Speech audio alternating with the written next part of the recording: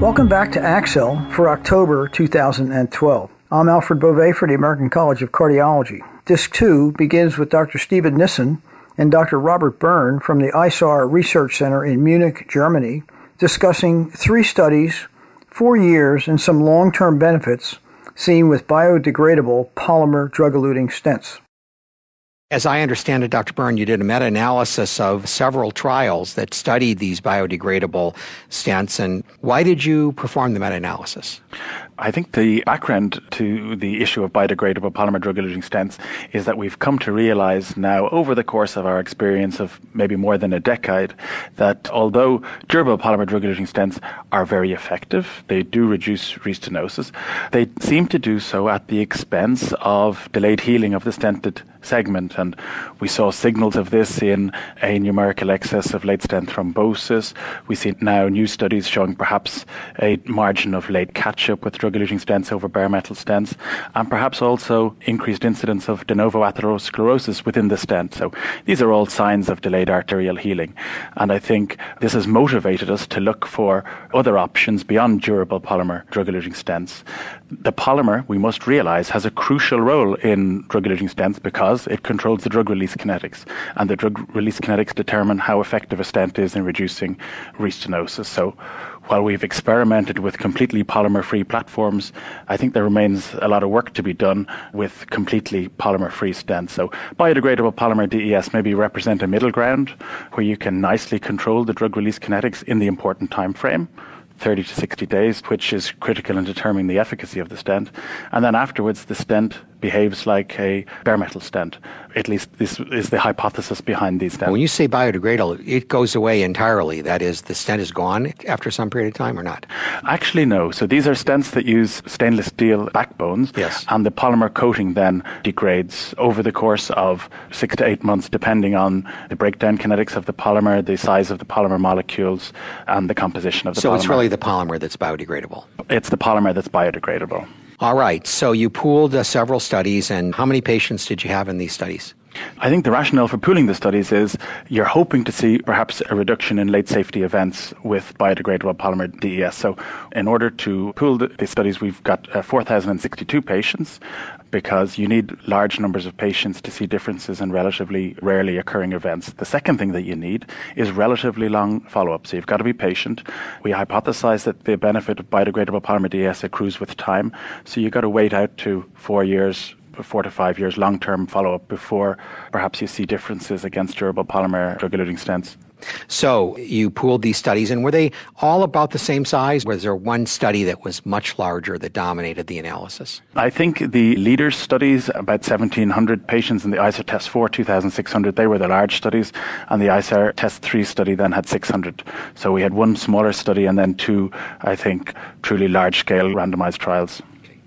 Your endpoints, what were you looking at? So our safety endpoint of interest was definite stent thrombosis, and our efficacy endpoint of interest was clinically indicated target lesion revascularization. Okay, so a safety endpoint and an efficacy endpoint in the study. And the statistical technique you used, meta-analyses, can be done many different ways. What did you do here? We had access to the individual patient data, so it would be just to combine the data set and do standard testing. But we think that it's more robust to perform meta-analytic methods. This allows you to test for heterogeneity and consistency included studies. So we used random effects meta-analysis on pooled individual patient-level data from all 3 trials. Yes. And let's take first your safety endpoint. What happened to definite stent thrombosis with the biodegradable polymer versus the durable polymer? At 4 years, we see a clear reduction in definite stent thrombosis with biodegradable polymer DES as compared with the durable polymer sirolimus-eluting cipher stent. The hazard ratio that we saw was 0.56, and this was a finding that was statistically significant. In addition, we also performed a landmark analysis where we said, well, did most of this benefit accrue early after stenting, or did most of this benefit accrue late? And what we see is actually these results are driven by a reduction in late occurring events. If you do a landmark analysis between years 1 and 4, actually you see a rather striking reduction in stent thrombosis with the biodegradable polymer DES. Here we're seeing a 78% risk reduction, a hazard ratio of 0.22. And we believe that this is not only statistically significant, but perhaps also clinically meaningful. Well, I think it's what you would predict, wouldn't you? That early on, when the polymer is still there, these two stents are more alike than different, but if you wait a while, then the late events are markedly reduced.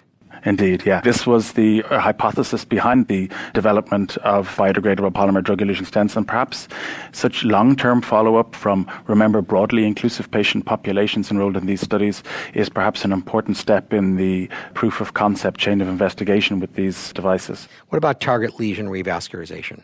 Yeah, so one question you could be asked is, well, perhaps these improvement in safety events were delivered at the expense of efficacy. And here, what we're seeing is that in actual fact, not only was efficacy comparable, but it was improved with the biodegradable polymer DES. Here, the risk reduction was more modest. We're seeing an 18% risk reduction out to 4 years in target lesion revascularization. And again, if you split it up and look at a landmark analysis, you can see pretty much even contribution between early events out to 12 months and late events between 12 and 48 months with biodegradable polymer over durable polymer stents. So you had both a modest reduction in target lesion revascularization and a rather substantial reduction in late stent thrombosis. So it's really a pretty striking result. Have these biodegradable stents taken off in Europe? I think at the moment the penetration is increasing, certainly in Europe. I think maybe if you look at a 5-year view and you say where will it be 5 years down the line, I think I would expect that in many cath labs around the world these could become workhorse stents. They have features which we're comfortable with. They have a structurally supportive stent scaffold and they have good anti-restenotic efficacy. And I think we're liable to see penetration increasing with these stents over 5 years. Are we just waiting until fully bioabsorbable stents come along? Perhaps these are a bridging technology, or perhaps they'll be here for the longer run. Now, you studied two different brands of biodegradable stent. Were there any differences between them? Yeah, I think it's important to realize that the ICER Test 3 and 4 trials look at a sirolimus-eluting biodegradable polymer DES, whereas the LEADERS trial looks at a biolimus A9-eluting biodegradable polymer DES. This was one of the motivations for a meta-analysis so that we could look at the inconsistency or heterogeneity across the trials. And actually, you're seeing consistent results in terms of the efficacy endpoint of interest, TLR, and in terms of the safety endpoint of interest, stent thrombosis. So it looks like it's really getting rid of the polymer that's resulting in the improvement, not so much what drug you use. We think so. As I said, I think we feel that this is an important step in the chain of investigation with these products. Looking down the line, will this have influence our decision on duration of dual antiplatelet therapy? This is perhaps one of the motivations behind biodegradable polymer stent technology.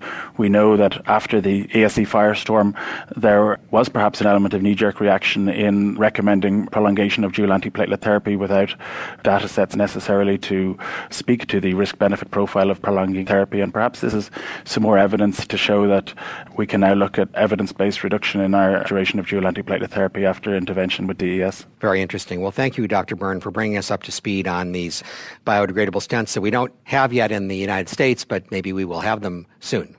Thank you for inviting me here.